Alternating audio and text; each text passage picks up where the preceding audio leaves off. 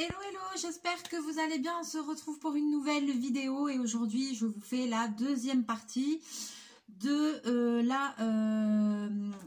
du kit de broderie au point de croix de Paint by Number Day.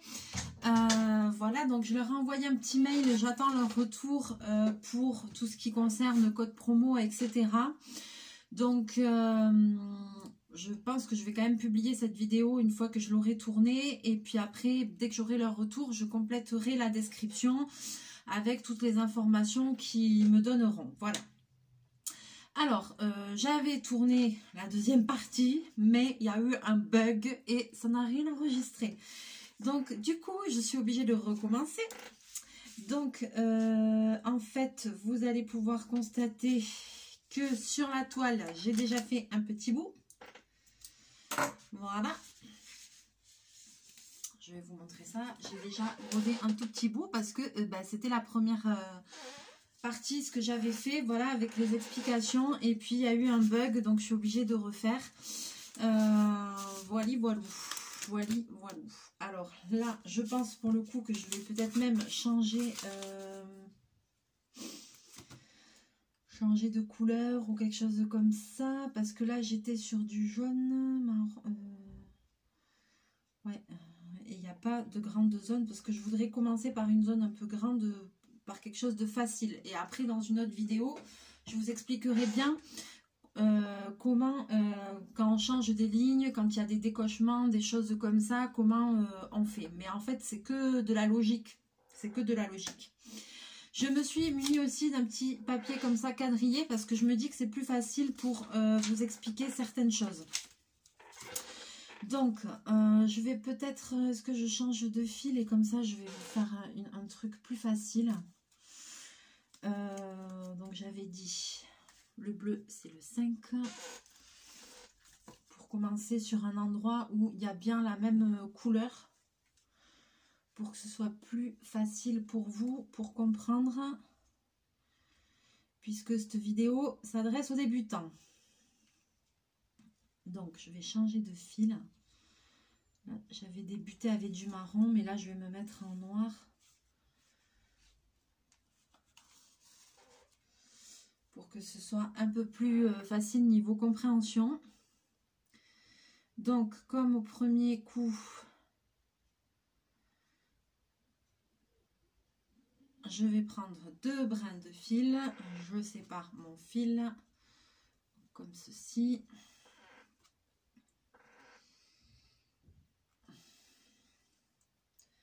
Comme j'ai personne avec moi, je vais faire comme je peux. Voilà. Juste, je pince j'attrape le fil comme ça. Mais je n'humidifie pas le fil. Je le tiens juste, je le coince, je le pince entre mes lèvres, mais c'est tout. Hein.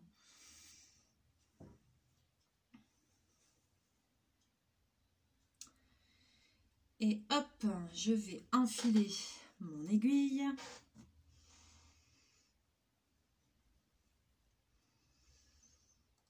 Là, pour le coup, j'ai humidifié un tout petit peu le fil. Hop. Voilà. Et je vais ranger le reste à son emplacement.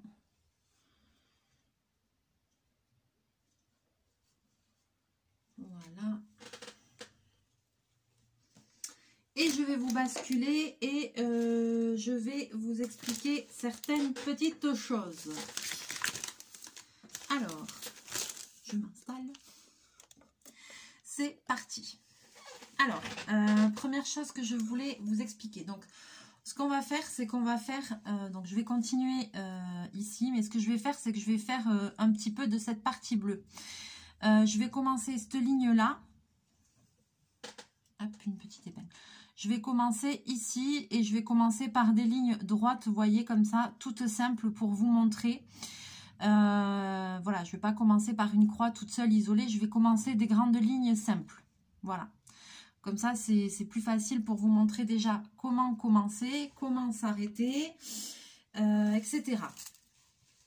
Alors, quand je brode, et c'est pour ça que j'ai pris le petit truc ici. Où c'est que j'ai foutu le stylo? J'en ai pris deux. Alors, imaginons que mon papier là, chaque carré représente une croix. Donc, en fait, quand je brode, je ne vais pas faire tac, tac, tac, tac. Je ne vais pas faire croix par croix.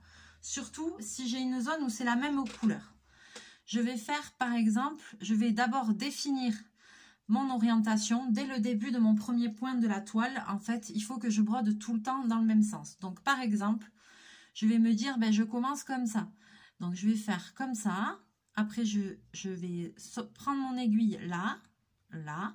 Ensuite, je vais ressortir là, re-aller là, ressortir là, re-aller là. Voilà. Et comme ça, je vais faire des demi-croix. Et quand je vais arriver au bout de ma ligne, et bien tout simplement, je vais ressortir ici et je vais venir refermer mes croix. Ressortir là, refermer mes croix. Ressortir ici, refermer la croix. Voilà. Comme ça, je vais gagner du temps. Et ensuite, pour éviter de passer ma main un coup sur le dessus, un coup sur le dessous, un coup sur le dessus, un coup de manipuler la toile tout le temps, je vais tout broder, quand il y a des grandes lignes comme ça, je vais tout broder sur le dessus de la toile. C'est pour ça qu'il ne faut pas prendre de grands écheveaux de fil, parce que sinon le fil va s'abîmer beaucoup plus vite. Donc je m'explique. Là, je vais prendre une grosse aiguille et je vais vous montrer sur le papier pour que vous compreniez. Donc, en fait, ce qui va se passer, c'est que mon premier point, je vais le faire ici. Je vais sortir mon fil. Admettons, là, il y a le fil. J'aurais pu mettre un petit fil, d'ailleurs. Ça vous aurait peut-être aidé à comprendre.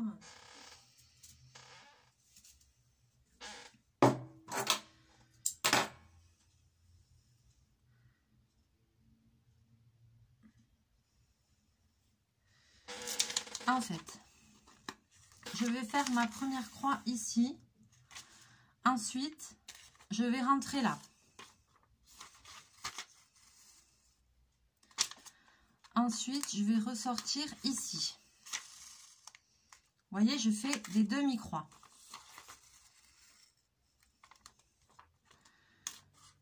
Je vous montre comme ça. Vous voyez, comme je vous ai dit, là, je fais sur le papier pour vous montrer.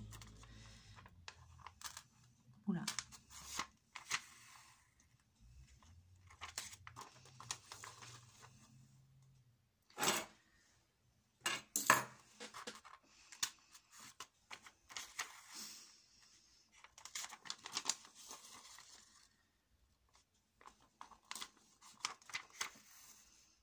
Et quand je vais arriver au bout de ma ligne,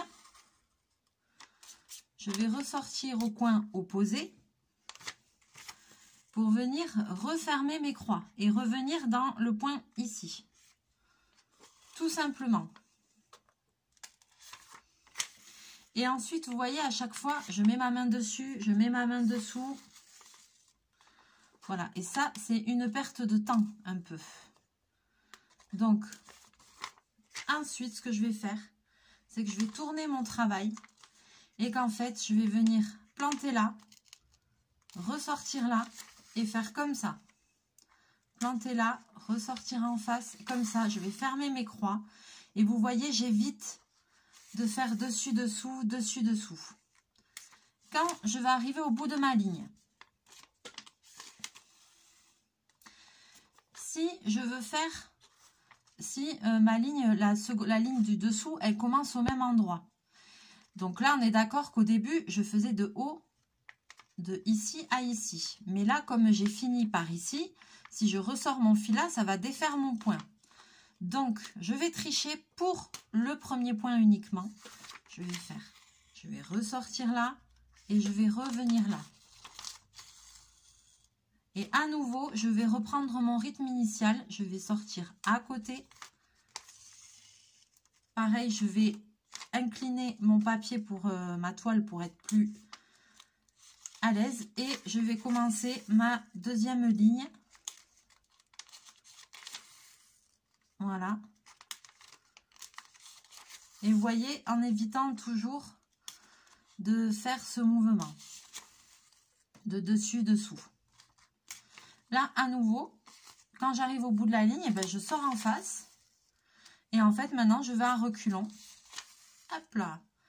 Et je finis mes croix.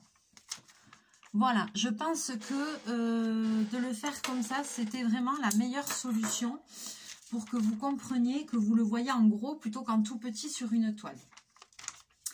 Maintenant, tant que j'ai ça, vous avez vu comment j'ai brodé. Qu'est-ce que je remarque derrière? C'est que vous voyez, quand vous brodez de cette façon-là, vous voyez qu'il y a des traits. Les points sur l'envers de la toile, ça va vous faire des barres comme ça verticales. On va se servir de ces barres verticales pour passer le fil dessous, pour arrêter son fil, au lieu de faire un nœud et de faire des paquets sous la toile. Et on va faire le même procédé quand on commence aussi la toile. C'est-à-dire que quand vous allez commencer une série de points, où il y en a plusieurs comme ça, des lignes, vous allez pouvoir même commencer en brodant presque sur l'envers de la toile. Je m'explique. Donc là maintenant, on va se mettre sur la toile. J'ai enfilé mon aiguillet.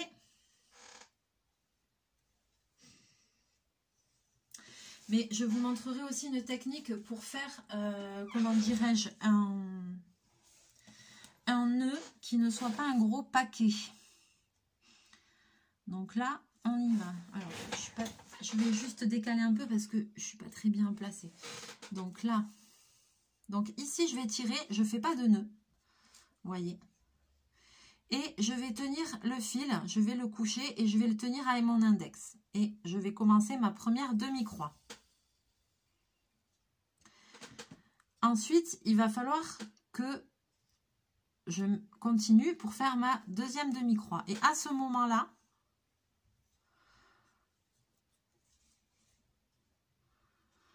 vous allez passer le bout du fil, où il n'y a pas de nœud, dans la boucle, voilà, de façon à ce qu'il se retrouve bloqué sous votre point. Comme ceci. Mince, je ne sais pas si on voit. Voilà, comme ceci. Et donc, vous voyez, je vais ressortir là, en bas. Et vous voyez qu'en fait, à nouveau, deuxième point, c'est bloqué dessous.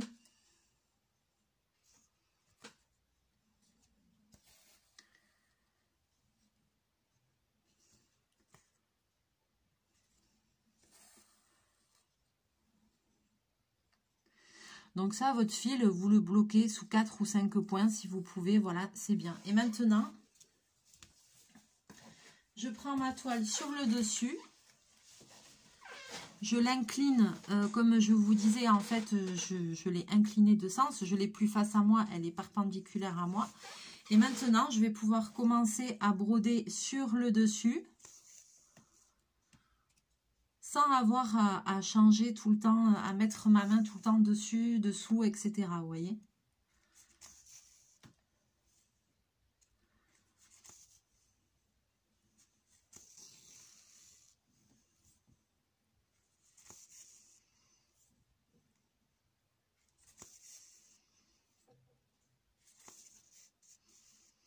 Donc là, je vais jusqu'au bout de ma ligne.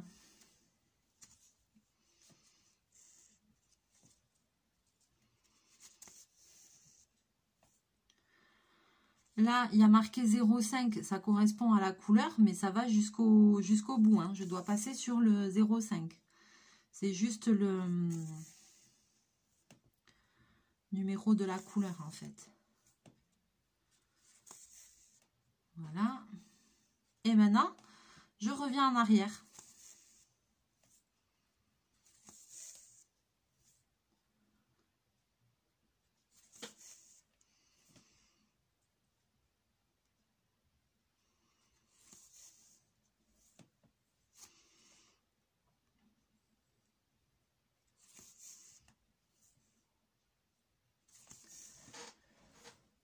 J'espère que vous voyez bien ce que je fais.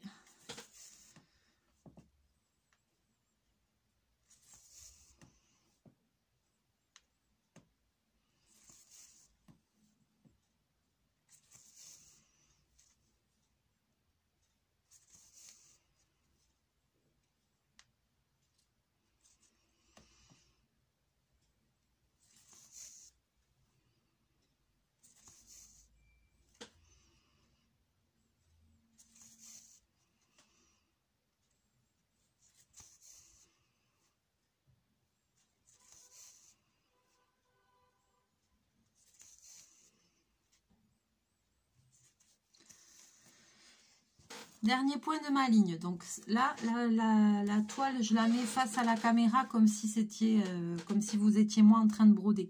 Donc moi, vous avez vu, j'ai fait ce sens-là. Donc maintenant, je finis mon dernier point ici. Là, ma ligne, ben, elle commence un carré avant. Ben, c'est pas un souci, donc j'ai terminé là. Si elle avait commencé au même endroit, eh ben, j'aurais dû ressortir ici pour faire ça. Parce que si j'avais repiqué là pour faire cette diagonale-là, ben, mon point précédent, ce serait à moitié d'effet. Ce que je vous ai expliqué il y a 2 minutes avec le papier. Là, comme il y a un décochement, eh ben, tout simplement, je vais aller là. Et voilà. Et je vais recommencer. J'espère qu'on va pas trop... Hop.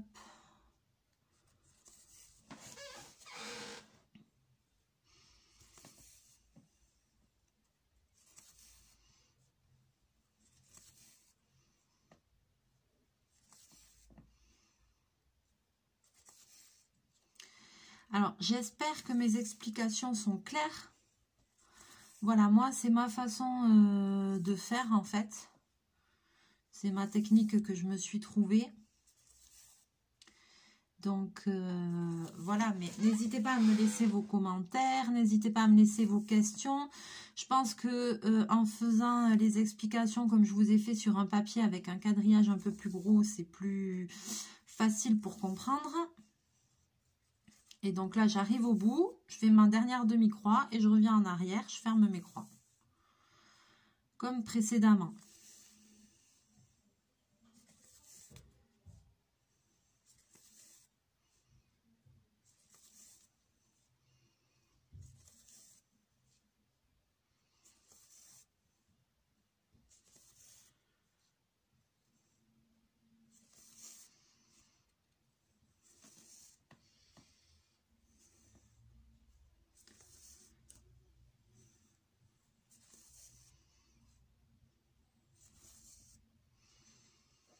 Après, voilà, quand vous avez fini votre toile, vous la lavez et la couleur de dessous va disparaître. Vous n'aurez plus que le motif.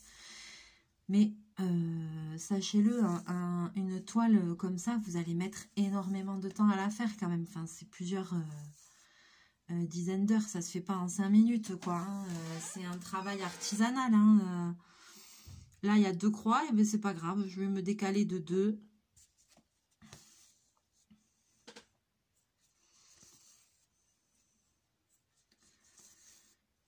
Mais quelle satisfaction quand vous avez fini. Après, ben, soit vous encadrez, soit voilà, vous pouvez très bien faire une toile et après assembler si vous faites un peu de couture. Là, vous voyez ici, il y a une croix rose au milieu. J'ai pas fait attention. Ben, soit je la saute et je continue ma ligne, soit je reviens et puis je fais comme ça. Mais c'est bête parce que si je reviens là et qu'après je fais ça, j'aurai tout ça sans rien. Donc, comme il y a juste une croix, et ben, je la saute, c'est tout. Oui, donc je vous disais, une fois vos ouvrages terminés, vous pouvez très bien, après, vous faire des housses de coussins et tout avec. Enfin, voilà, c'est quand même un travail manuel, d'orfèvre, que même un artisan ne peut pas faire. C'est quelque chose qu'on fait à temps perdu. Et puis, avec la broderie au point de croix, vous pouvez faire plein de choses. Autant vous pouvez faire des toiles comme ça peut être encadré, décorer une chambre d'enfant. Et puis après, vous avez vous avez la broderie au point de compter. Oui, après vous avez des livres où vous pouvez voilà, vous pouvez broder des choses, vous pouvez faire des pièces pour faire des applications après sur des vêtements d'enfants, broder à la main des bavoirs, faire voilà, tout ça, c'est des choses qu'on faisait autrefois qui se perdent, mais qu'est-ce que c'est joli de faire un cadeau fait main, personnalisé, quand on est un peu manuel pour une naissance ou quoi, de faire une petite cocarde de naissance ou un petit bavard personnalisé ou un petit cadre avec un prénom brodé pour la chambre ou voilà quoi. Moi je trouve qu'il n'y a rien de mieux que les cadeaux comme ça plutôt que les choses tout achetées. Ça a 10 fois plus de valeur un cadeau comme ça qui est fait main, qui est personnalisé, où on a passé du temps et du cœur, qu'un truc qu'on va aller acheter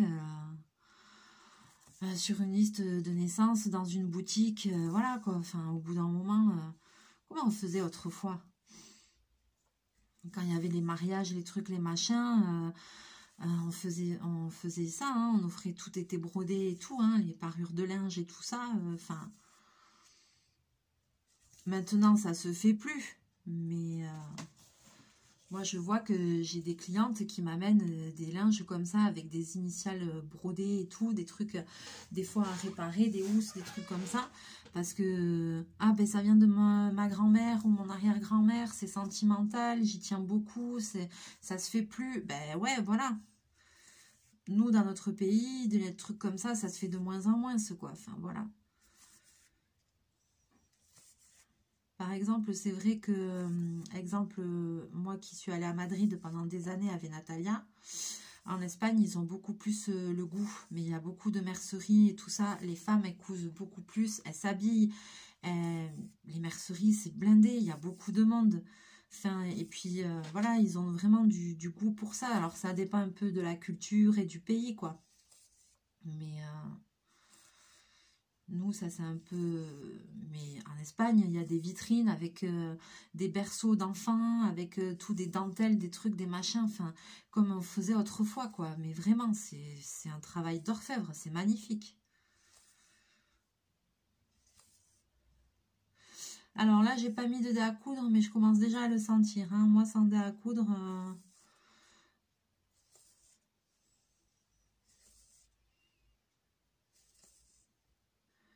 Alors, au début, vous n'allez pas aller aussi vite que moi. N'oubliez pas que je suis couturière, c'est mon métier. Donc, j'ai quand même l'habitude, malgré ma main malade, voilà, c'est mon métier, quoi.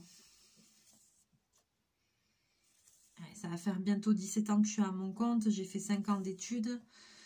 J'ai fait une école de stylisme et tout. Donc, enfin, voilà, quoi. Je veux dire, ça fait 20 ans que je fais de la couture et même plus parce que... Moi, c'est quelque chose que je fais depuis que je suis enfant, même la broderie. J'ai toujours aimé ça. Là, donc je suis ici, mais il y a une petite croix qui est toute seule. Donc, je vais la faire. Comme elle est toute seule, je vais la faire en entier. Hop.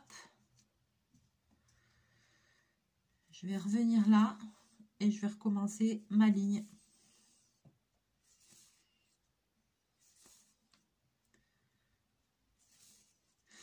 Donc, vous voyez, et en fait, je pousse avec le bout de mon doigt, l'aiguille, tout le temps. Voilà, c'est pour ça que je peux pas coudre sans dé. Là, ça va parce que c'est 5 minutes, mais là, je commence déjà à avoir mal, en fait. Parce que quand on tient l'aiguille comme il faut, eh bien, on ne peut pas se passer du dé à coudre, normalement.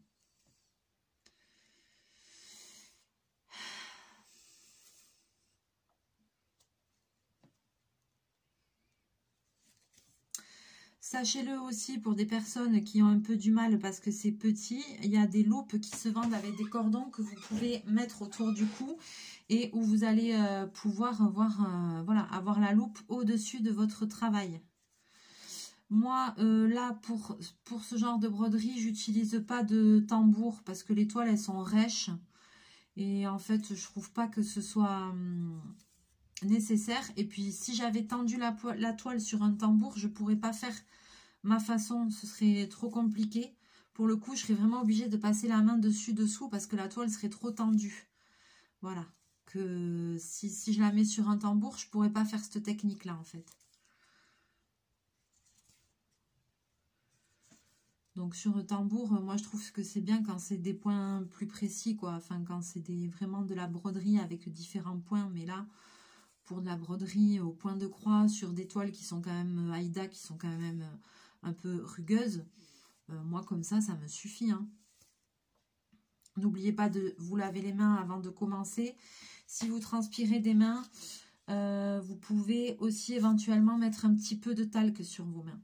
Talquer un petit peu vos mains. Parce que ça va absorber la transpiration des mains.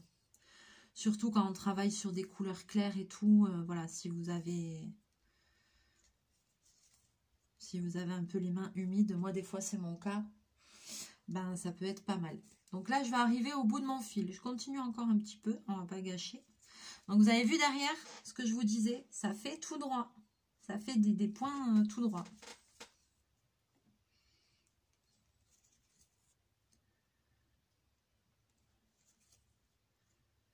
Donc ne vous offusquez pas si vous n'allez pas aussi vite que moi, c'est normal.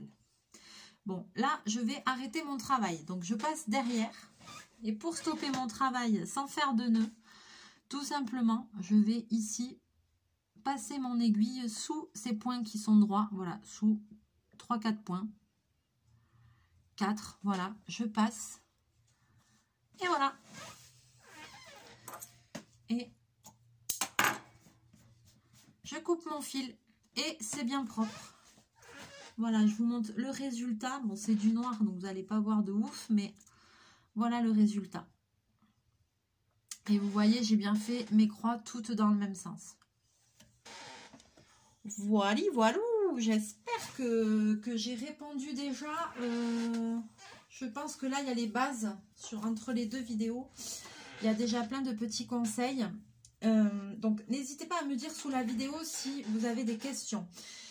Si vous voulez, après qu'on voit plus des parties où il y a ce que j'appelle des décochements, c'est-à-dire que tu as une ligne où il y a 3 croix, et puis après tu en as 5, et puis après tu reviens à 2, et puis ou quand il faut changer de couleur, ou enfin voilà.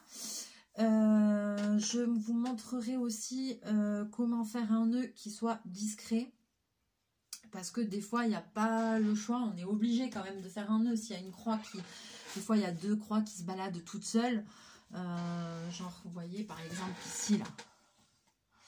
Voyons, celle-là, elle est toute seule, là, la rouge. Je vais être obligée de faire un petit nœud. Donc, je vais essayer de faire, soit de faire un nœud, soit d'enfiler le fil en laissant une boucle au bout. Enfin, voilà, d'essayer de faire quelque chose de discret. Donc, mais c'est tout à fait possible. Tout à fait possible. Donc, voilà. Si ça vous dit, je vous montrerai ça. Déjà, là, quand vous commencez comme ça, il n'y a vraiment rien de compliqué. C'est une question de logique. Vous avez vu, je vous ai montré aussi quand il y avait une croix toute seule à côté, ou quand j'ai changé de... Voilà, que j'ai décalé de 1 ou 2 croix, c'est pas un souci, quoi. Moi, là, j'ai commencé en brodant horizontalement. Mais ça, vous pouvez très bien le faire verticalement. Vous pouvez broder aussi verticalement, du moment que vos croix sont toujours dans le même sens. Moi, c'est vrai que je fais comme ça par ligne.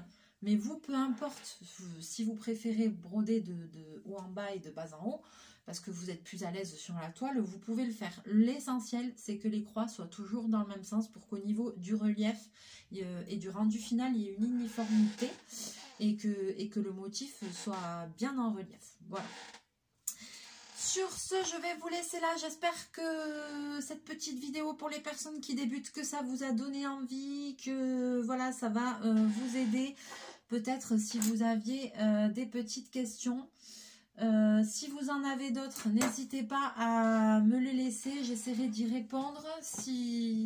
Voilà, ou si vous avez des questions ou besoin d'autres démonstrations, n'hésitez pas à me laisser dans les commentaires et je ferai une vidéo pour compléter, pour essayer de répondre à vos problèmes. Voilà, si vous en avez. Donc là, c'est point de croix tout simple. Et après, sur certaines broderies, vous allez voir, des fois, c'est juste des traits. Et en fait, c'est des demi-croix. En fait, c'est pareil, c'est pas compliqué. Mais bon, déjà là, vous avez la base pour commencer une toile. Sur ce, eh bien, on est pas mal, hein. Sur ce, je pense qu'on est pas mal au niveau des explications. Je vais garder bien mon aiguille, mon fil que j'ai commencé. Je vais ranger mes petites affaires parce que c'est là, après cette vidéo, là je suis au travail. Je travaille fermé le mercredi et le jeudi pour avancer, faire ma production. Donc là j'ai bossé, j'ai pris un peu de temps pour vous faire cette vidéo. Là c'est la fin de la journée, je m'en vais au kiné pour ma petite main. Je vais aller me faire masser et peut-être essayer de me faire débloquer là parce que j'ai mal.